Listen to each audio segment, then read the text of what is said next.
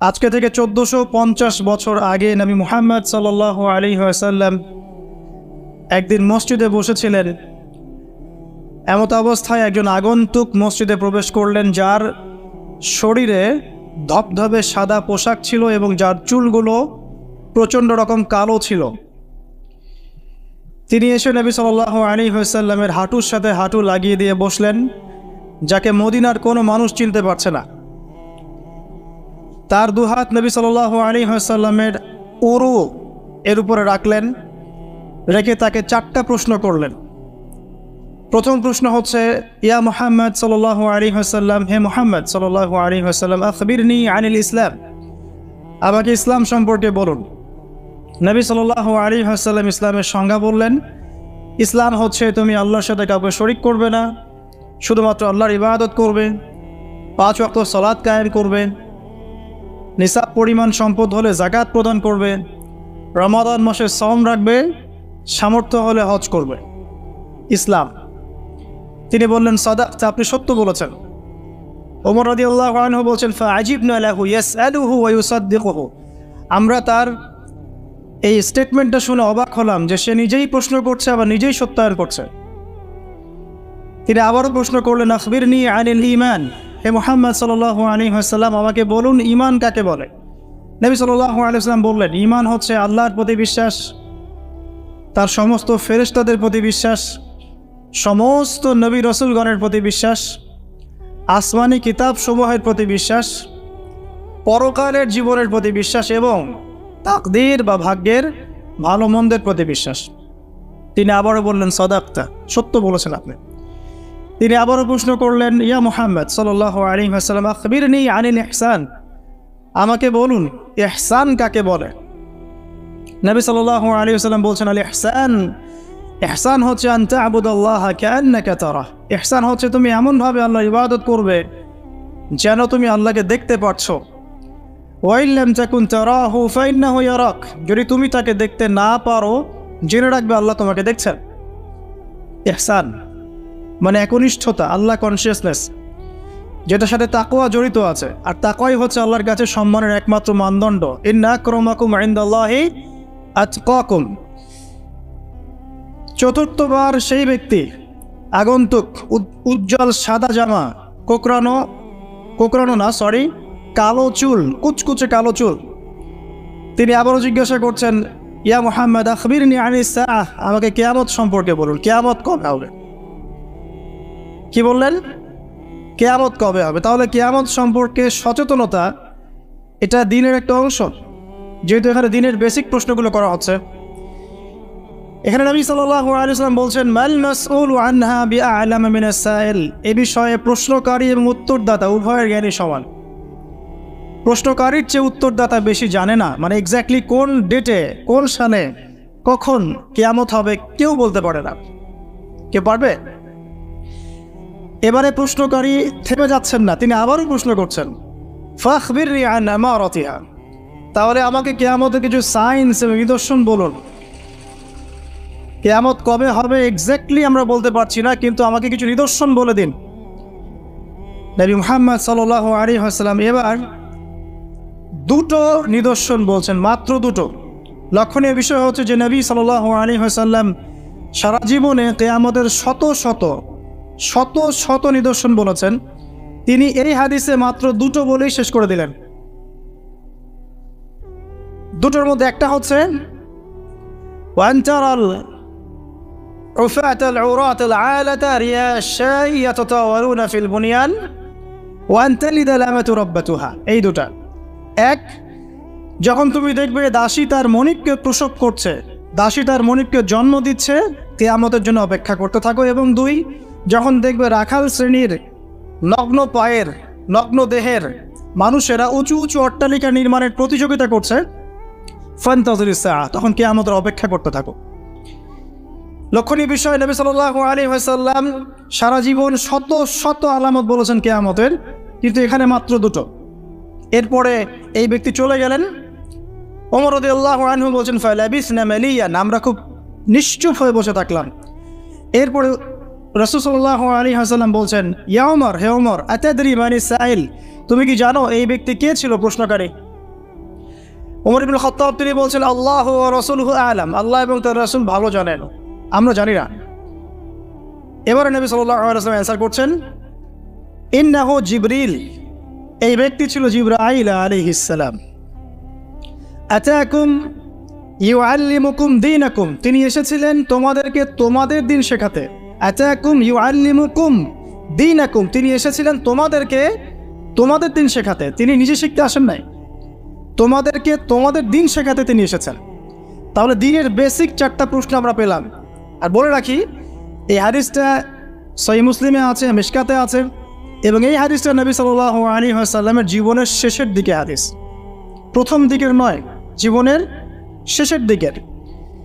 শেষের দিকে নবী সাল্লাল্লাহু আলাইহি ওয়াসাল্লাম এখানে দিনের বেসিক 4টা প্রশ্নের উত্তর দিয়েছেন। ইসলাম কাকে বলে আমরা জানলাম, ইসলামের 5 পিলার, কালিমা, সালাত, সাওম, যাকাত, হজ। ঈমানের 6 পিলার আপনারা জানেন, এটা আল্লাহ বিশ্বাস, ফেরেশতা, নবী রাসূল, আসমানি কিতাব, তাকদীর এবং পরকাল। এই 6টাকে মুখে স্বীকৃতি দিতে হয়, অন্তরে বিশ্বাস করতে হয়, কাজে বাস্তবায়ন করতে হয়। যারা মুরজিয়া তারা মনে করে, মুরজিয়া মানে শৈথিল্যবাদী, তারা মনে করে যে খালি মুখের স্বীকৃতি দিলেই যথেষ্ট, কাজের প্রয়োজন নাই, লা ইলাহা ইল্লাল্লাহ বলেছি এনাফ, আর কিছু লাগবে না। ওদের আকীদা হচ্ছে আমল করলেও হয়, না করলেও হয়, আর ঈমান বাড়েও না কমেও না।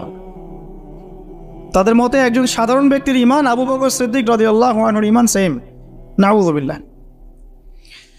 অপোজিশনে একটা দল আছে খাওয়ারেজ, যারা মনে করে যে কেউ কবিরা গুনাহ করলেই কাফের, কবিরা গুনাহ করলেই সে হত্যার যোগ্য কাফের হয়ে যায়। এটা একটা বাতিল আকীদা। মূল বিষয়টা হচ্ছে যে ঈমানের জন্যে স্বীকৃতি এবং এই যে মনের বিশ্বাস, এটা হচ্ছে মূল শেকড়, আর আমল হচ্ছে ফুরু, মানে শাখা প্রশাখা। আমল ভালো হলে আপনার ঈমান বাড়তে থাকবে, পাপের কাজ করতে থাকলে ঈমান কমে যাবে। তারপরে বেসিক একটা প্রশ্ন, ইহসান কাকে বলে? নবীজি উত্তর দিলেন এমনভাবে আল্লাহর ইবাদত করবে যেন আল্লাহকে তুমি দেখছো। এই চেতনা নিয়ে যারা ইবাদত করতে পারে তারা ইহসানের মধ্যে আছে। এর সাথে কিন্তু তাসাউফ শব্দটা জড়িত আছে, আল্লাহর মারিফতকে বুঝতে পারা। আর এখন কিন্তু তাসাউফ একটা ফরগটেন প্যাথ, এই রাস্তায় কেউ চলতে চায় না এখন, বরং তাসাউফের নামে অনেক কিছু বিকৃতি হয়েছে দিনের মধ্যে, এদিকে অনেকে নিজেদের দর্শন হারিয়ে ফেলেছে। কিন্তু তাসাউফের একটা পরিশুদ্ধ রূপ কিন্তু আছে, এমনভাবে আল্লাহর ইবাদত করো যেন তুমি আল্লাহকে দেখছো, আল্লাহকে ফিল করা, মারিফত অর্জন করা। আর চতুর্থ প্রশ্ন করেছেন কিয়ামত কবে হবে। জীবনের শেষের দিকে নবী সাল্লাল্লাহু আলাইহি ওয়াসাল্লাম ইসলাম শেখাচ্ছেন, তার মধ্যে কিয়ামত কবে হবে প্রশ্নটাকে তিনি রেখেছেন অত্যন্ত গুরুত্বের সাথে। কারণ তিনি বলছেন আমি জানি না কবে কিয়ামত হবে। প্রশ্নকারী উত্তরদাতার জ্ঞান সমান। আবার প্রশ্ন করা হচ্ছে তাহলে আমাকে জানাই দেন আলামত কি। তার মানে বুঝতে পারলাম যে আমরা যারা 1450 বছর পর হাদিসটা শুনছি তাদের কিয়ামত সম্পর্কে সচেতন থাকা উচিত কিছুটা। এটা 1450 বছর আগের হাদিস, তখন তারা এগুলো সম্পর্কে সচেতন ছিলেন। সাহাবায়ে রাদিয়াল্লাহু আনহুম আলোচনা করছেন মসজিদে, নবী সাল্লাল্লাহু আলাইহি ওয়াসাল্লাম যাচ্ছেন, জিজ্ঞাসা করছেন কি বিষয়ে কথা বলছো তোমরা? সাহাবীরা বলছেন আমরা কিয়ামত নিয়ে কথা বলছি, আলামাতুস সাআ নিয়ে কথা বলছিলাম। তখন নবীজি সেই বিখ্যাত হাদিসটা বলেছেন যে এই 10টা বিষয়ে সংঘটিত হওয়ার আগ পর্যন্ত কিয়ামত হবে না, মানে 10 major signs of the last day, মানে শেষ দিবসের 10টা বড় বড় সাইন। এগুলো সবচেয়ে মেজর। তার মধ্যে 1 নম্বর দাজ্জালের খুরুজ, ইয়াজুজ আর মাজুজের আগমন, দাব্বাতুল আরদ, ঠিক আছে, 3টা বড় বড় ভূমিকম্প পূর্বে, পশ্চিমে, মাঝখানে, ইয়েমেন থেকে আগুন বের হওয়া, ঈসা ইবনে মারইয়ামের আগমন ইত্যাদি। এরকম 10টা মেজর সায়েন্স দেয়া আছে। এটা আলাদা হাদিস। এখানে নবী সাল্লাল্লাহু আলাইহি ওয়াসাল্লাম মেজর সায়েন্স দুটো বলেননি, এটা কিন্তু ওই 10টা মেজর সায়েন্সের চেয়ে কম, মানে ছোট অংশের সাইন। এখানে দুটোর কথা বলা আছে। এক, যখন দাসী তার মনিবকে জন্ম দিবে। আরেকটা হচ্ছে সমাজের সবচেয়ে দরিদ্র শ্রেণীর মানুষেরা উঁচু উঁচু অট্টালিকা নির্মাণের প্রতিযোগিতা করবে। এখন আখিরুজ্জামান সম্পর্কে স্টাডি করতে গিয়ে, আপনি যদি স্টাডি করেন, আর আখিরুজ্জামান সম্পর্কে স্টাডি করতে গেলে শুধুমাত্র কোরআন এবং হাদিসের নলেজটা যথেষ্ট নয়, এর সাথে অবশ্যই আপনাকে হিস্ট্রি জানতে হবে, ক্লাসিক্যাল হিস্ট্রি, ওয়ার্ল্ড হিস্ট্রি, পাশাপাশি ওয়ার্ল্ড অ্যাফেয়ার্স বুঝতে হবে, বিশ্বে কোথায় কী হচ্ছে, এবং অর্থনীতি জানতে হবে। এই তিনটা জ্ঞান খুব ইম্পর্টেন্ট। নাহলে আমরা হাদিসগুলোকে দিয়ে বর্তমান প্রেক্ষাপটকে মেলাতে পারবো না, ডিল করতে পারবো না। আসেন, এখানে দুটো সাইন বলা হচ্ছে এবং এটাকে গুরুত্ব দেওয়া হচ্ছে।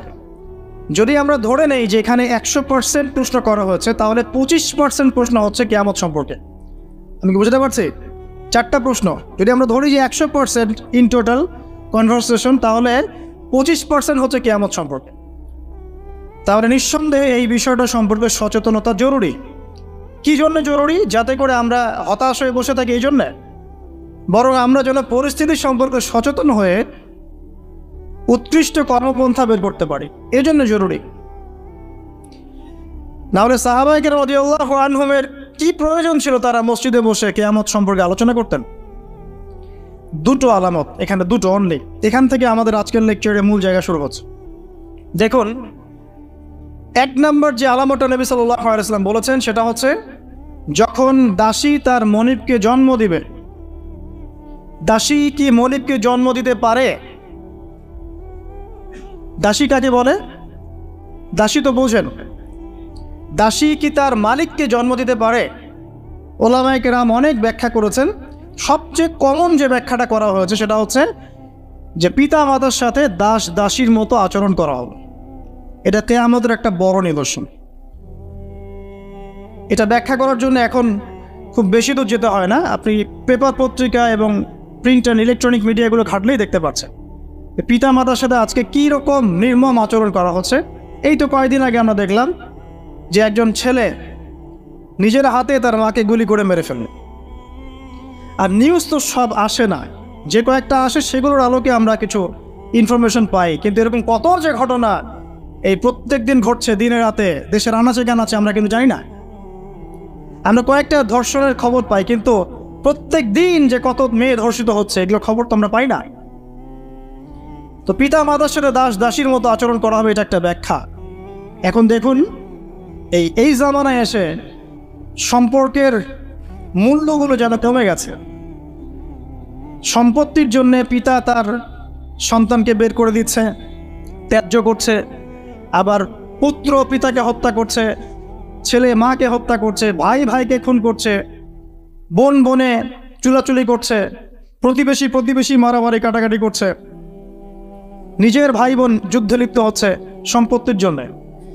এবং এই প্রতিটা বিষয়ে আলামত কিয়ামতের আলামত। একটা উত্তর আগে দিয়ে রাখি, এখানে যে 2টা আলামত বলা হয়েছে এর সাথে ওই 10টা আলামত ব্যতীত, কিয়ামতের ওই যে 10টা বড় বড় আলামত, এগুলো ব্যতীত বাকি আলামতের বেশিরভাগই মিলে যায় এবং এটা চেইনের মতো মিলে যায়। এটা বোঝার জন্য আপনার ইন্টেলেকচুয়াল একটা নলেজ দরকার। ইনশাআল্লাহ আল্লাহ পাক সেটা আপনাকে দান করবেন ইনশাআল্লাহ, যদি আপনি ওপেন মাইন্ডেড হন, সংকীর্ণ মন না হন। দেখুন, সামাজিক মূল্যবোধটা ভেঙে গেছে, আত্মীয়তার সম্পর্কগুলো এখন আগের মতো নাই। ইভেন প্রতিবেশী কে সেটা খোঁজ নেওয়ার প্রয়োজন মানুষ মনে করে না। সামান্য রিজনে আমরা একে অপরকে খুন করতে দ্বিধা করছি না, ছিনতাই করতে, চুরি করতে, ডাকাতি করতে। মানে সামাজিক সম্পর্ক যেগুলো ছিল একটা হৃদ্যতা ভালোবাসার বন্ধন, এটা কিন্তু আর নাই। খুব ভালো করে খেয়াল করে দেখেন, সামাজিক হৃদ্যতার বন্ধনটা আগের মতো নাই। এমনকি যারা দিন বোঝে, দিন ইসলাম বোঝে, তাদের মধ্যেও সম্পর্কগুলো দেখেন, তাদের ভিতরেও সম্পর্কের দৈন্যতা আছে। মুখে যতই ঐক্যের কথা বলুক না কেন, ভিতরে দেখবেন হিংসা, বিদ্বেষ, গীবত, তহমত, সমালোচনার অসুস্থ সংস্কৃতি লালন করছে। সম্পর্কের সেই আগের হৃদ্যতা, মাধুর্যগুলো এখন আর পাওয়া যায় না। এখানে বোঝানো হচ্ছে দাসী তার মনিবকে জন্ম দিবে, স্পেশালি পিতা মাতার সাথে দাস দাসীর মতো আচরণ করা হবে। কত বড় বড় ডিগ্রিধারী মানুষের বাবা মা এখন বৃদ্ধাশ্রমে আছেন আপনি জানেন? আমি জানি না। কেমব্রিজ, অক্সফোর্ড, হার্ভার্ড থেকে পড়ে এসেছে, এসে পিতা মাতাকে বৃদ্ধাশ্রমে দিয়েছে। যে পিতার হাত ধরে সে হাঁটা শিখেছে, শেষ বয়সে ওই পিতার লাঠি সে হতে পারে নাই। যে মা প্রসব বেদনা সহ্য করে তাকে জন্ম দিয়েছে, সেই মায়ের বুকে গুলি চালাতে এখন সন্তানের হাত কাঁপছে না। কিয়ামতের আর কোন নিদর্শনের জন্য আমরা অপেক্ষা করে বসে আছি? যাক, ওদিকে গেলে অনেক লম্বা হয়ে যাবে।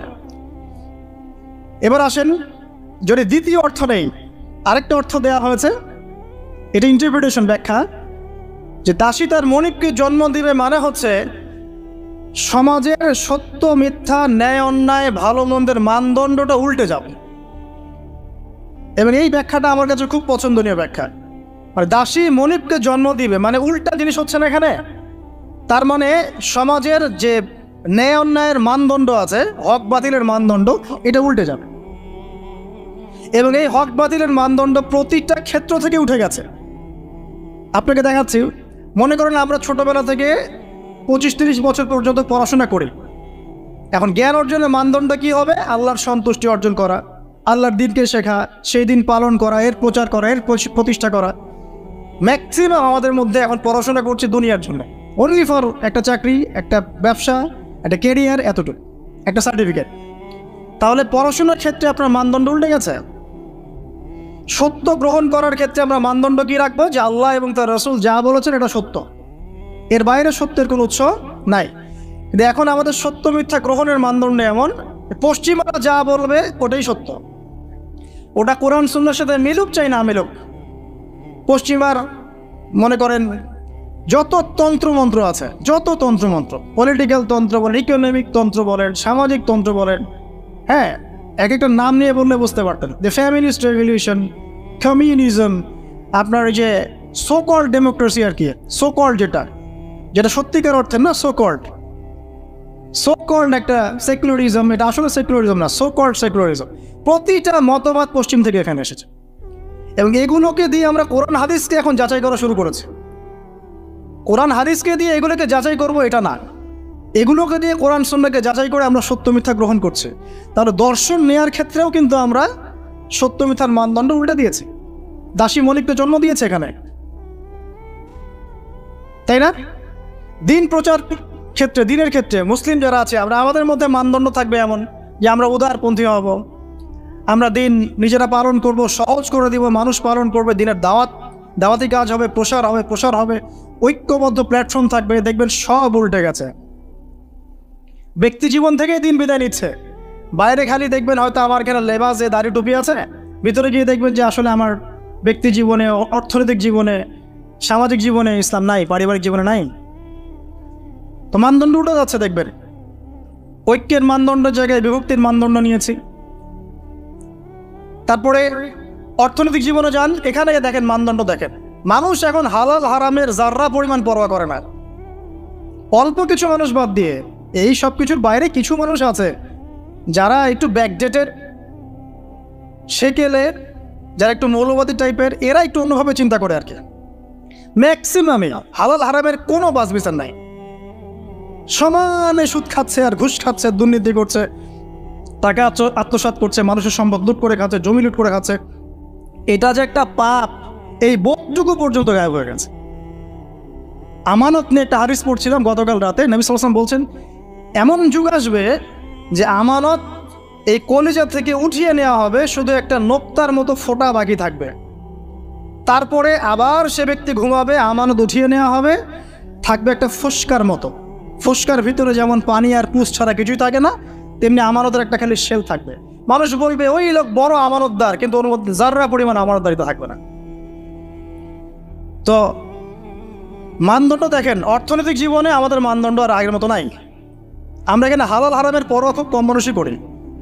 যারা বলে যে সুদ খাওয়া হারাম, ঘুষ খাওয়া হারাম, দুর্নীতি করা হারাম, ইত্যাদি ইত্যাদি, উত্তর দেয় এগুলো ছাড়া আবার এই যুগে চলা যায়? সুদ না খেয়ে আবার এই যুগে চলা যায়? মানে মায়ের সাথে জেনা না করে এই যুগে চলা যায়? মেয়েদেরকে ধর্ষণ না করে এই যুগে চলা যায়? মানে 1 দিরহাম সুদ খেলে 36টা মেয়েকে ধর্ষণ করা হয়, বুখারী হাদিস আছে। আর আল্লাহ পাক কোরআনে কি বলছেন? যে কোরআন মাথায় তুলে আমরা রেখে দেই সুন্দর করে পরিষ্কার করে একদম আলমিরার উপরে, সেখানে আল্লাহ পাক বলছেন সুদ ছেড়ে দাও, যদি না ছাড়ো তাহলে আল্লাহ এবং তার রাসূলের সাথে যুদ্ধের ঘোষণা শুনে রাখ। তো মানুষ এখন বলছে আল্লাহ এবং তার রাসূলের সাথে যুদ্ধ না করে থাকা যায়? এখন অর্থনৈতিক জীবনে সত্য মিথ্যার কোনো মানদণ্ড নাই।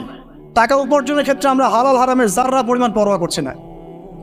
দাড়ি টুপি রেখেও দেখবেন অনেক সময় আমরা এমন কিছু ব্যবসা শুরু করেছি যেখানে ধর্ম অনেক দূরের বিষয়। অনেকে ধরা পড়ছে এখন বিভিন্ন অভিযানে প্রশাসনে, দেখবেন দাড়ি টুপি পাগড়িওয়ালা। তো এরা কি ইসলাম বোঝে না? অন্যরা না হয় বোঝে না, এরাও কি ইসলাম বোঝে না? ধর্মকে অনেক সময় ব্যবসা বানিয়েছি আমরা, ধর্মকেও অনেক সময় ব্যবসার হাতিয়ার বানিয়েছি আমরা। দেখবেন বহু এমন জায়গা আছে যেখানে ভণ্ডামি হচ্ছে, বেদাতি কাজকর্ম হচ্ছে, কুফরি হচ্ছে, শিরিক হচ্ছে, মানুষ লক্ষ লক্ষ টাকা ঢালছে ওখানে, কি গরু দিচ্ছে, ছাগল দিচ্ছে, কি যে কি করছে না করছে আপনারা আরো ভালো জানেন। তো হালাল হারামের কোনো পরোয়া আমরা পলিটিক্যাল ইকোনমিক লাইফে করছি না, আর পলিটিক্যাল লাইফে তো করার প্রশ্নই ওঠে না। কারণ এখানে এই বিশ্বে, বর্তমান বিশ্বে পলিটিক্স করতে হলে হালাল হারাম নির্ধারণ করবে পশ্চিমারা, ব্যাস, ফুল স্টপ। ওরা যেটা বলবে হালাল হালাল, ওরা যেটা বলবে হারাম হারাম, এর বাইরে কিচ্ছু নাই। আর এখন সারা বিশ্ব যারা শাসন করছে এরা বেশিরভাগই বদ মানুষ, এরা ফাসেক আর জালেম আর কাফের আর মুশরিক, বেশিরভাগই বিশ্ব যারা শাসন করছে তাদের কথা বলছে। যত বড় বড় বৈশ্বিক সংগঠনগুলো তৈরি করেছে এরা বেশিরভাগই বদ শ্রেণীর মানুষ। ভিতর থেকে ইন্টারনালি আমি বলবো দে আর জাস্ট লাইক বিস্ট, জানোয়ারের মতো। কোথায় কার মধ্যে যুদ্ধ বাঁধিয়ে দেওয়া যাবে, যুদ্ধ বাঁধিয়ে দিয়ে অস্ত্র বিক্রি করা যাবে, কোথায় ওই মনিটরি সিস্টেম দিয়ে মানুষকে ঋণের ফাঁদে ফেলা যাবে, সুদের ফাঁদে ফেলে একটা দেশকে দখল করে ফেলা যাবে, কোথায় কোন শান্তিপূর্ণ একটা মুসলিম কান্ট্রির মধ্যে জঙ্গি ইস্যু তৈরি করা যাবে, জঙ্গি ইস্যু তৈরি করে ওখানকার মানুষদেরকে ম্যাসাকার করা যাবে, সারা দিন এই কূটকৌশল চিন্তা করতে থাকে। বিশ্বের যত বড় বড় শয়তান আছে তারা ওই পশ্চিমা সভ্যতা থাকে এখন। আর ইবলিস তো অনেক আগে দায়িত্ব ছেড়ে দিয়েছে, জানেন? ইবলিস অনেক আগেই দায়িত্ব ছেড়ে দিয়েছে। যখন সে এরকম চেলাপেলা তৈরি করে ফেলেছে, এখন সে রিল্যাক্সড। আরও সে বসে ওর যে কুরসি আছে সমুদ্রের উপরে, সমুদ্রে ওর কুরসি এবং আরশ আছে, এটা জানেন নাকি? হয়তো জানেন না। সমুদ্রের উপরে ইবলিসের কুরসি আছে, আরশ আছে। ওটা কুরসিটা সম্ভবত আরশই বলা হয়, ইবলিসের সিংহাসন আর কি, সমুদ্রের উপরে আছে। এটা হাদিসে এসেছে। ও ওখানে রিল্যাক্সে বসে থাকে এখন, কারণ তার কাজ তো মানুষই করছে এখন, ওর দরকার নাই তো। এমন এমন ওয়েপেন্স তৈরি করেছে যেটা পৃথিবীতে একবার পড়লেই মানব জাতি ধ্বংস হয়। একটা নিউক্লিয়ার ওয়ার যদি হয় বিশ্বে, তাহলে দেখবেন বিশ্বের প্রায় 500 থেকে 600 কোটি মানুষ না খেয়ে মারা যাবে। এটা ওদেরই রিপোর্ট। এটা লাগিয়ে দেওয়ার জন্য তারা উস্কাচ্ছে, একবার ইউক্রেনকে উস্কায় রাশিয়ার এগেনস্টে, একবার তাইওয়ানকে উস্কাচ্ছে চায়নার এগেনস্টে, একবার একে একবার ওকে। মানে পৃথিবীটাকে আর সুশৃঙ্খল রাখার কোনো উদ্দেশ্য নিয়ে তোদের নাই। আর মুসলিমদেরকে তো মানে এদেরকে তো ডিল করার কোনো প্রশ্নই ওঠে না। মানে মুসলিম যেখানে সেখানেই ডমিনেট কর। তো যারা এই জায়গায় আছে, সত্য মিথ্যা ন্যায় অন্যায়ের চূড়ান্ত মানদণ্ড যে আল্লাহর ওহী, এটা ওদেরকে কে বোঝাবে? বাতিলের চূড়ান্ত মানদণ্ড হচ্ছে আল্লাহর ওহী, মানবে? ওই সভ্যতাকে আমরা ফলো করি এবং ওদের সব কিছু আমরা অনুকরণ করছে। দাসী তার মনিবকে অনেক আগেই জন্ম দিয়েছে। ন্যায় অন্যায়ের মানদণ্ড উল্টে গেছে এখন। আর বেশি বলতে যাচ্ছি না, আরেকটা ব্যাখ্যা আসে না, আরেকটা ব্যাখ্যা আছে যে সত্যি সত্যি দাসী মনিবকে জন্ম দিতে পারে, সত্যি সত্যি দাসী মনিবকে জন্ম দিতে পারে, যেটা এই 2020 সালে না আসলে, 22 সালে না আসলে আমরা বুঝতে পারতাম না। কিভাবে জন্ম দিতে পারে দেখাচ্ছে। নারী পুরুষের ফ্রি মিক্সিং চলছে সবখানে, যেখানে যাবেন সেখানে নারী পুরুষের ফ্রি মিক্সিং। যত ফ্রি মিক্সিং হয়েছে তত জেনা বেড়েছে, তত বেপরদামি বেড়েছে, তত বেশি রেপ হয়েছে, ধর্ষণ বাড়ছে। এর সাথে আছে পর্নোগ্রাফি, যেটা মানুষকে ভিতর থেকে পশু বানিয়ে দিয়েছে। বাসের মধ্যে একটা মেয়ে যাচ্ছে, 4-5 জন ধরে রেপ করে রেখে দিল। অটোতে একটা মেয়ে যাচ্ছে, একটা বাচ্চা মেয়ে রেপ করে রেখে দিল। এমনকি এমন নিউজ পাওয়া যাচ্ছে পশু পাখির সাথে মানুষ জেনা লিপ্ত হচ্ছে। একটা ছেলে আর একটা ছেলের সাথে জেনা লিপ্ত হচ্ছে, নাউজুবিল্লাহ। এবং কোনো কোনো ক্ষেত্রে এরকম 2-1টা ঘটনা মাদ্রাসাতেও ঘটছে। মানে পর্নোগ্রাফি দিয়ে সবাইকে পশু বানিয়ে দেওয়া হচ্ছে। খেয়াল করে দেখে না। এরপরে আবার পরকীয়া আছে। যখন এরকম বেপরদামি, ধর্ষণ, ফ্যামিলিস্ট রেভলিউশন, ফ্রি মিক্সিং বাড়তে আছে, তখন কিন্তু ভালোবাসাটাকে, ভালোবাসা বলে একটা ব্যাপার যে আছে, লাভ, আল্লাহর পক্ষ থেকে যে ভালোবাসা আছে, এই লাভটাকে যৌনতা দিয়ে চেঞ্জ করে দেওয়া হচ্ছে। ভালোবাসার চাইতে এখন মানুষ যৌন বিষয়টাকে বেশি গুরুত্ব দেয়। মানে মেয়েকে জাস্ট ভোগ করতে হবে, ভালোবাসা, তার সাথে কোমল থাকা, তার কষ্ট দেয়াগুলোকে একটু হাসি মুখে সহ্য করা, সবর করা, এগুলো কিন্তু নাই দেখি। এর উপর আবার বাইরের মিডিয়াগুলো আছে এবং পরকীয়া, সেটা মিডিয়াগুলো উস্কায় দিচ্ছে ফিল্মের মধ্য দিয়ে, আপনার সিরিয়ালের মধ্য দিয়ে, যে পরকীয়া একটা ভালো জিনিস, ট্রেন্ড, এক নতুন ফ্যাশন। তখন ঘরে ঘরে আপনি কি মনে করছেন, অলমোস্ট এভরি সিঙ্গেল ফ্যামিলি এখন পরকীয়াতে আসক্ত, জানেন? Almost every single family. অনেক ক্ষেত্রে ইসলামিক পরিবারগুলোর মধ্যে ওগুলো ঢুকে গেছে, আর যারা ইসলাম থেকে অনেক দূরে, ওদের কথা কি চিন্তা করতে রাখেন তাহলে?